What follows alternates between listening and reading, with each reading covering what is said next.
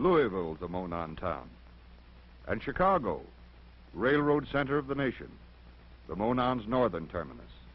Chicago, brief history as the story of civilization goes, but world capital of many things. There's a rainbow, Chicago, all our hopes are riding high. There's a rainbow over Chicago, there's a great tomorrow written in the sky. There's a dream come true for Chicago, and that dream will never die. There's a blue sky showing, blue light glowing, there's a rainbow in the sky. Be a rainbow in the sky over Chicago, all our hopes are riding high. There's a rainbow over Chicago, there's a great tomorrow written in the sky. There's a dream come true for Chicago, and that dream will never die. There's a blue sky showing, a new light glowing. Be a rainbow in the sky. Chicago, Indianapolis, Louisville. The Monon links together these three great cities, host of fine communities in between. Monon intersects important east-west arteries in its part of the land and serves as a great railway bridge between Lake Michigan and the Ohio River. The Monon is proud of its place on the railroad map, proud that it has helped the heart of America to grow and to prosper, proud that it has kept pace, proud that it's the Hoosier line, because it's Hoosier soil the Monon is in, the Hoosier Commonwealth it has helped to build. Have a nice trip up and down. All of us on the railroad hope you did. We hope you like this Monon country as much as we do. We hoped you saw how the Monon means something to you, whether you live in Indiana or some faraway part of the country. We think that the Monon means something to you. We think it means better handling of your transportation problems, better travel when you come into or go through Indiana, faster service for your shipments through this crossroads of America. One thing we're sure you will agree with us on. This America of ours is the greatest place on earth. And the one thing above all else that makes it is the fact that so many individuals had a hand in building it up. That secret in a nutshell. Individual initiative. That's why every one of us can be so proud of his own corner of America. That's why I'm so proud of the Monon and of Indiana. That's why those boys down at Purdue, when they sing, "There's something about the air in Indiana, wanna shout, wanna dance, wanna sing.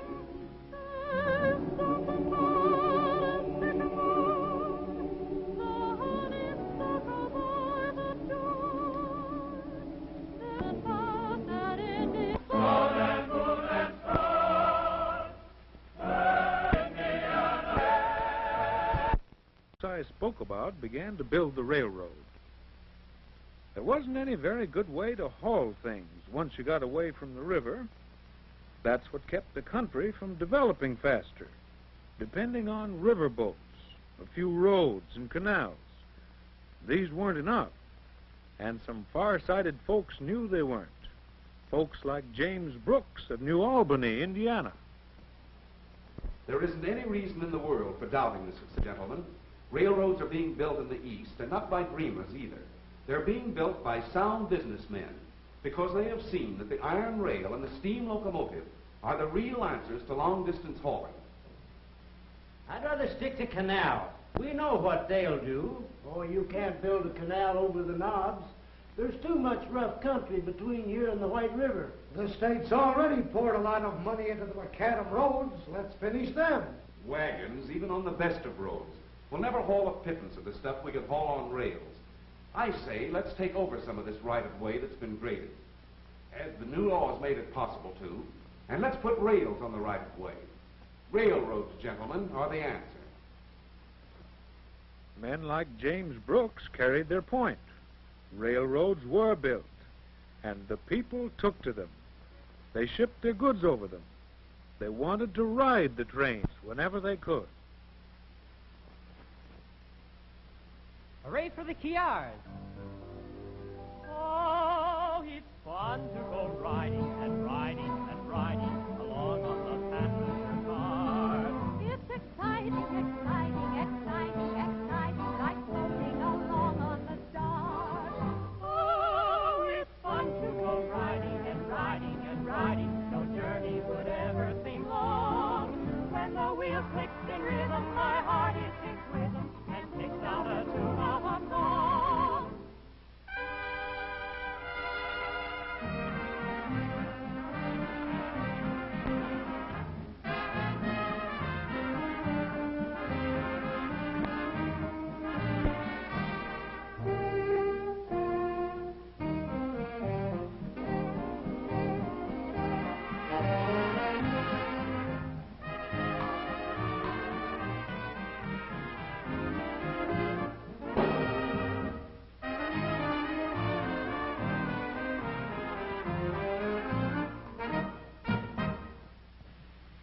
Yes, sir, folks took to the railroads, and a lot of them were built, but it was a big job.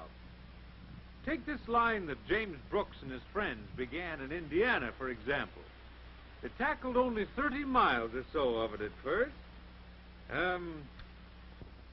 They began down here in, and went on up to Salem. Matter of fact, they called it New Albany and Salem. But they had bigger ideas than that. They got themselves a charter which allowed them to go any place in Indiana. So by 1852, they got up here to Orleans. Not very far, you might say, but it was hard going. Then some other folks took a hand. At Crawfordsville, they decided to build a railroad to hook up with the Wabash and Erie Canal at Lafayette. Indiana's only Lake Michigan port. Main trouble they had with the whole thing was money. It didn't grow on bushes in those days, or on Washington cherry trees either. By the time the railroad got to Lafayette, it was out of money. And that's where Hoosier ingenuity took over. And that's where this roving charter came in mighty handy. They loaned out the charter to John Murray Forbes of Boston. Couldn't get a charter from the Indiana legislature, and who was set on pushing his Michigan Central Railroad on into Chicago here, ahead of its rival, the Lakeshore. Well, $500,000